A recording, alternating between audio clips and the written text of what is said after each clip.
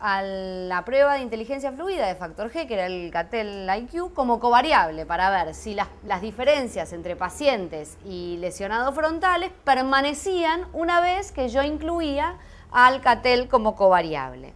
Y además, para que después no me dijeran, bueno, pero en realidad lo que pasa es que como la inteligencia fluida es un poquito de memoria de trabajo, un poquito de planificación, etcétera, comparamos el rendimiento en cada una de estas pruebas en 4 grupos de pacientes frontales. Un grupo inferior medial, que acá tienen el overlap de sus lesiones para que vean que era bien inferior medial, un grupo superior medial, un grupo izquierdo lateral y un grupo derecho lateral. ¿Se entiende la metodología y lo que queríamos mostrar? Sí, más o menos. Vale. Estos son los resultados para los 2 test clásicos ejecutivos más conocidos, que son el Wisconsin y el test de fluencia verbal. Ustedes pueden ver que la correlación es más como la que estaba en el cuadrado de la izquierda cuando se los presenté. Es decir, pacientes y controles se entremezclan en el rendimiento del Wisconsin y de fluencia verbal según el nivel de IQ. Es decir, un paciente con un IQ o un Cattell IQ de 65 tiene un rendimiento de 2 en el Wisconsin. Y un paciente con un Cattell IQ de 65 tiene exactamente el mismo rendimiento en el Wisconsin, indicando que aparentemente la relación es muy fuerte y que poco queda para la varianza específica de la flexibilidad de pensamiento en esa tarea. Lo mismo pasa para las tareas de fluencia verbal. Esto parecía confirmar el modelo de codificación adaptativa de Duncan, que yo había conocido cuando empecé a hacer este estudio, y que en realidad estos test que yo pensé que medían un montón de cosas, aparentemente medían esta falla de la corteza prefrontal de adaptarse a diferentes tareas, que era el factor general. ¿Qué pasaba cuando incluí al test de inteligencia, cuando comparé pacientes versus controles? Obviamente ambos test detectaban a los pacientes con lesiones frontales, pero una vez que incluía el Cattell IQ como covariable, esas diferencias desaparecían. Es decir, aparentemente la diferencia entre pacientes y controles se debía a este rol. Por supuesto que no se puede implicar causalidad, pero tenía mucho que ver con este rol de la inteligencia fluida. Duncan saltaba en una pata hasta que pasamos a la segunda, tampoco salta en una pata, nunca pierde la compostura, pero estaba muy contento con estos resultados, que es verdad que tienen 42 pacientes y los míos y el segundo grupo eran 22, pero cuando analizamos el grupo de estos de 22 pacientes con las pruebas más ecológicas, que supuestamente son más sensibles y más posibles de captar el daño frontal, los resultados que encontramos fueron bastante diferentes. Hubo varias pruebas que detectaron en los pacientes frontales, una fue de control inhibitorio motor, otro la interpretación de refranes, qué significa el mal tiempo, buena cara, y el paciente tenía que definirlo, el test del hotel y el FOPA. ¿Sí? Todas ellas mostraron diferencias significativas y el AIWA también tiene diferencias significativas con los controles.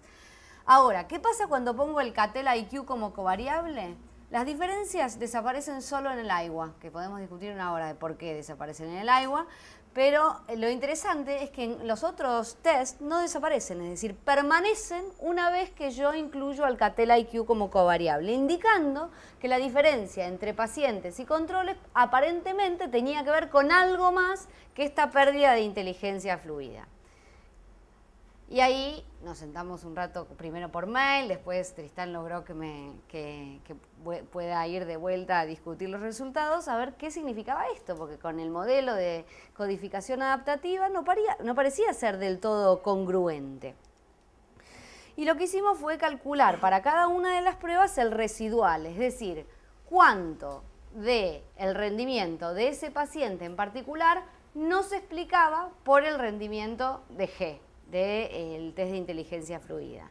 Lo que hicimos fue promediar los residuales de las pruebas que no se explicaban por inteligencia fluida y tratamos de agarrar aquellos 5 pacientes en los que menos se explicaban las diferencias por inteligencia fluida, que parecían tener un defecto que excedía este modelo de codificación adaptativa. Y vimos que claramente, y ahí suspiramos todos, porque realmente estábamos bastante no sabíamos qué pensar de los datos, que las lesiones de esos 5 pacientes eran más que nada anteriores, mientras que las áreas de la corteza prefrontal que habían mostrado relación con la inteligencia fluida eran más que nada laterales. Para no quedarnos en estos 5 pacientes como estudio de caso, lo que hicimos fue calcular el volumen de lesión en 4 áreas diferentes de la corteza prefrontal, anterior derecha, anterior izquierda y posterior derecha y posterior izquierda, y vimos que este residual, es decir, todo aquello que no se explicaba por los test de inteligencia fluida, correlacionaba particularmente con la región anterior derecha. Particularmente, que eso no lo pusimos en el trabajo, pero se hizo la correlación con todas las áreas de Brodmann, con el área de Brodmann 10 y el área de Brodmann 11. El área de Brodmann 10, les recuerdo que Ezequiel la mencionó en su charla como un área que todos estamos tratando de entender cuál es su función. Entonces, para resumir, las conclusiones del estudio es: cuando se examinan las relaciones entre inteligencia fluida y diversas pruebas previamente relacionadas con el lóbulo frontal, se evidencia que este factor general, a mí me cuesta llamarlo inteligencia fluida porque me parece que a todos se nos activan un montón de nociones acerca de lo que creemos que es la inteligencia, ¿no? Pero este factor general contribuye sustancialmente y explica la totalidad de las diferencias observadas entre los pacientes con lesiones frontales y los controles. Esto ocurre para el Wisconsin, para el test de fluencia verbal y para el Iowa Gambling Test. Por supuesto que yo no estoy diciendo que los test de fluencia verbal midan solo inteligencia fluida, sino que los déficits que muestran los pacientes con lesiones frontales se debe a esto. ¿Sí? Obviamente tiene una varianza particular de lo que es el peso del lenguaje, etc. Sin embargo, hay otro grupo de tareas que se han asociado con el lóbulo frontal en las que las dificultades exceden las esperables para los déficits de inteligencia fluida que presentan los pacientes. Esto pasa particularmente para el test del hotel, que era este de planificación más ecológica, para test de cognición social o teoría de la mente, y para determinados subtest del IFS, particularmente los de control inhibitorio y definición de refranes. Este excedente particularmente se relaciona con la corteza prefrontal anterior. Ahora, cuando uno mira los test que realmente no se explican por este factor general, son test muy diversos. Tenemos un test completamente cognitivos de planificación y organización y estimación de tiempo. Por otro, tenemos test que tienen que ver con la capacidad de detectar situaciones sociales inapropiadas. Y por último, tenemos test de control inhibitorio muy simples que se toman en 3 minutos. Entonces, el segundo paso, o lo que estamos tratando de entender, es qué pasa en esa corteza prefrontal anterior que une todas estas tareas tan diversas por otra parte. Entonces, la mitad de nuestros resultados eran los que esperábamos y se relacionan con este modelo de codificación adaptativa que les dije hace un rato. Es decir, que la corteza prefrontal, particularmente el dorso lateral, parece ser utilizada en diferentes tipos de tarea porque es capaz de adaptarse a la tarea que se le está pidiendo en ese momento al sujeto. Y esto tiene que ver justamente con el concepto de factor G. Ahora, cuando fuimos a tratar de ver qué decía la bibliografía con respecto a la corteza prefrontal anterior, particularmente al área 10, encontramos, conocíamos, pero no era nuestro eje de estudio en ese momento, diversas teorías que tratan de explicar qué es lo que ocurre en la corteza prefrontal. A mí me gustaría resaltar la de Koechlin, la de Berges y la de Badre, los cuales todos indican que la corteza, el área Brodmann 10, es el área más evolucionada aparentemente de la corteza prefrontal y que está en la parte más alta de un modelo jerárquico, en el cual puede controlar las conductas más complejas del ser humano.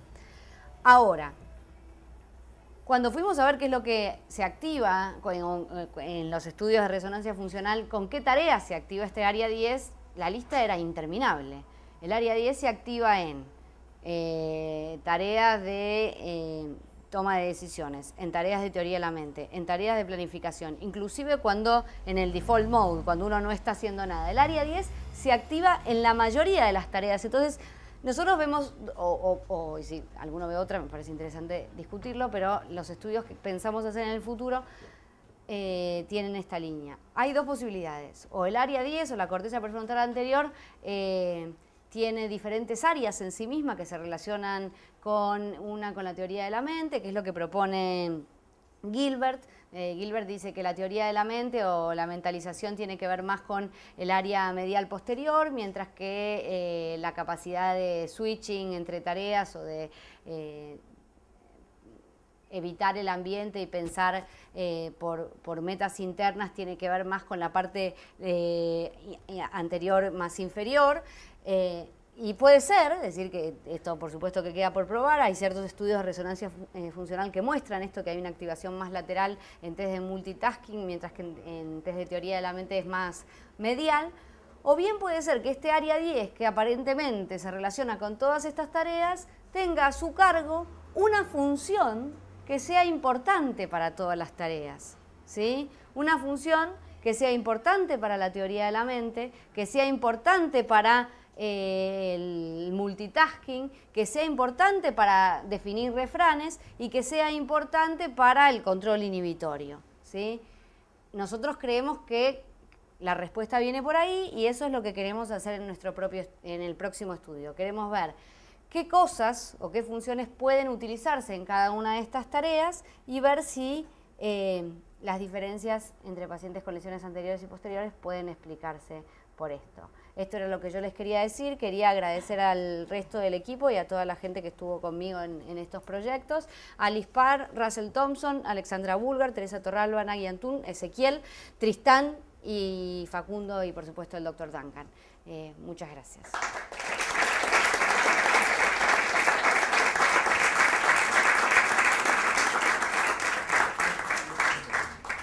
Bueno, el paso en reversa que hace Duncan, al cual se acoplan ustedes, de haber dejado ya en su momento esta idea de factor G general, pasar a procesos específicos y animarse de nuevo a buscar otra vez un factor general. Una pregunta sería de curiosidad nomás, ¿qué lo lleva de nuevo a intentar tomar el factor general ese? Y asociado a eso, porque quizás yo esté más posicionado desde el otro lado, desde que hay procesos específicos, pensaba los resultados en muchas de las pruebas que vos mostraste, supongamos en el Wisconsin, como pruebas hartamente complejas en comparación con las otras específicas, ¿sí? Es decir, que si bien cuando fueron creadas pensaron que para el Wisconsin uno iba a necesitar flexibilidad, estudios posteriores relacionan el Wisconsin con categorización, control inhibitorio. O sea que otros estudios han dicho, no, acá hay un montón de funciones más que esa tarea, por ser tan compleja, las implica. Y que no es muy diferente si uno se pone a pensar que el test que mediría inteligencia fluida es el Raven, que también uno necesita categorizar, toma decisiones. O sea, los test son muy similares, por lo tanto a mí no me cabría duda de que se relacionarían, de hecho, sí. Lo que vos mostraste. De hecho, seguro, porque así se creó el Raven o estos test, tenían que buscar correlación y si no, no se creaban. Con respecto, voy a las dos preguntas por separado.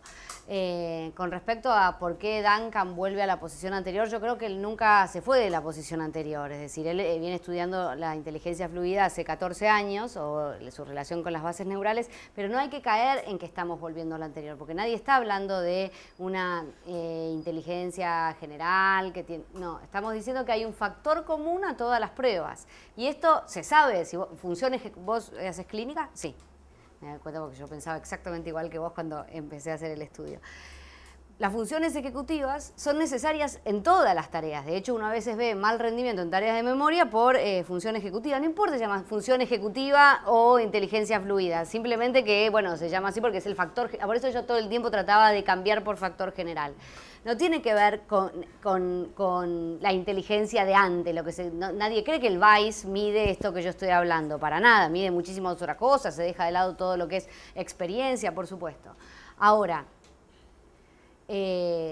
clínicamente yo el Wisconsin lo tomo con todo el amor y la tranquilidad del mundo, porque definitivamente me permite ver si un paciente es flexible, si cambia categorías, etc. Ahora, en estudios de grupos, las diferencias no necesariamente tienen que ver con esa varianza específica, parecen tener que ver con la varianza que tiene el factor general en él, lo que no quiere decir que no mida otra cosa. Todos los test tienen su varianza específica y por lo tanto siguen siendo clínicamente muy, muy útiles. Ahora, para mí, desde la clínica, lo que significa es que no podemos dejar de tomar uno de los otros test, porque quizás este de los otros test explica un montón de fallas que uno ve. Y de hecho es muy difícil ver, a no ser que sea una batería muy pequeña de función ejecutiva, que haya déficit solo en el Wisconsin. Entonces probablemente tenga que ver con esto. Ese es mi miedo principal cuando hablo de este trabajo, ¿no? Que uno se le activan todas estas nociones acerca del pasado de la inteligencia. Por eso probablemente en el futuro decida empezarlo diferente. Pero tiene que ver con esto. Tratar de pensarlo más desde el estudio de los perros y gatos, ¿no? Estas propiedades que tienen las neuronas de la corteza prefrontal de adaptarse a diferentes tareas según cuál sea la tarea. Y eso es la definición de funcionamiento ejecutivo, ¿o no? Digo, llamémoslo ejecutivo, lo que fuera. Sí, lo que creo que cae un poco por tierra, y a mí también me sorprendió cuando ocurrió, esto de dorso lateral, superior medial, inferior medial, porque no se observó ni una doble disociación, ni siquiera una disociación entre pacientes. Lo que también es bastante lógico, porque si bien hay sistemas que son modulares, definitivamente la corteza prefrontal es una de la parte más evolucionada de nuestro cerebro. Entonces uno pensaría que sí es importante para... Pero coincido que clínicamente siguen siendo útiles y que miden mucho más, que muestran mucho más que inteligencia fluida. Pero ustedes no estaban... Yo sé que la clásica neuropsicología busca disociaciones y doble disociaciones, pero ustedes tampoco buscaban No. No esperaban encontrar eso, ya habían pasado de la idea de las disociaciones. No. Asumían que había una capacidad de adaptación del lóbulo frontal a lo largo de los años e incluso a lo largo de pocos minutos. Exactamente, pero de hecho buscamos estas diferencias para defendernos de esas críticas entre los diferentes pacientes con lesiones frontales. Porque ahí sí me podían decir, bueno, lo que pasa es que tienen contenidos muy parecidos. Claro, a mí me interesaría más indagar cuando uno toma, más que esté clínicamente establecidos para evaluar función ejecutiva, estas pruebas experimentales en donde uno acota la función. Eso es lo que pasó, esas fueron diferentes. Claro. Y de hecho... Porque ahí uno puede ir cotejando, ahí sí, por eso, depende si vos una querés... situación experimental, función por función, hasta que vos te ves cuál te va a relacionar con el sector que vos estás buscando. Sí, eso es lo que yo creo que es más difícil, pero lo que sí te acepto es que evaluar la conducta de un paciente frontal lo podés hacer que pase a cabo mirando cómo hace el Wisconsin o mirando cómo hace el hotel. ¿Sí? Eso desde ya que es así, que tiene un valor clínico específico. Ahora, el test en sí mismo, de hecho, esto que yo mostré para la categoría se hizo con los errores perseverativos, con los cambios de categoría, se hizo con todas las variables del Wisconsin. Y de hecho, no nos podemos olvidar que si bien siempre se propuso como un test frontal, hay estudios que dicen que daños no frontales afectan más el Wisconsin que otros. No, totalmente. Nosotros lo que vimos fue que lo vimos nosotros y lo vieron otros grupos en pacientes con epilepsia que se entran a estudiar a la batería prequirúrgica. Lo que hemos visto nosotros en otros grupos es que después de la lobectomía temporal, lo que se observa es que hay pacientes que la mayor parte de las veces tienen déficit en la nominación y déficit en el Wisconsin, con otras pruebas que son normales. Luego de la lobectomía temporal, cuando se lo volvió a los 6 meses, mejoran el Wisconsin. Entonces la primera cosa era la sorpresa de que porque un tipo que tiene una lesión temporal, que puede tener un déficit material específico, ¿por qué tenía un déficit de función ejecutiva? Exacto. Cuando tenía lóbulos frontales que estaban totalmente normales? Y después la sorpresa era mayor cuando mejoran. Entonces, bueno, hay una serie de interpretaciones y especulaciones, pero digo como una observación. No, porque además pasa esto, que uno lo que lee en el libro, que sí es frontal, pero cuando uno va a buscar, lo cierto es que lesiones occipitales sin problemas visuales, por supuesto corregido por los problemas perceptuales, sin problemas perceptuales los pacientes, fallan en el Wisconsin. Entonces, como clínicamente rico, pero seguro. Ahora, cuidado con el tema de la localización, que esto nos pasa mucho en toda la neuropsicología. Uno termina haciendo estos niveles que mostraba Agustín. El nivel de la conducta mide el nivel cerebral y no, hay unos pasos en el medio y los test cognitivos son test muy complejos y la conducta humana es muy compleja, entonces hacer la relación directa por tal test, tal daño es un poco peligroso. Es más, y de hecho la neuropsicología va a esto, a la descripción de la conducta y de la cognición y no tanto a la localización, porque para eso afortunadamente ha evolucionado la resonancia magnética funcional, el SPECT, etcétera, y ya no nos necesitan para eso. Bueno, muchísimas gracias.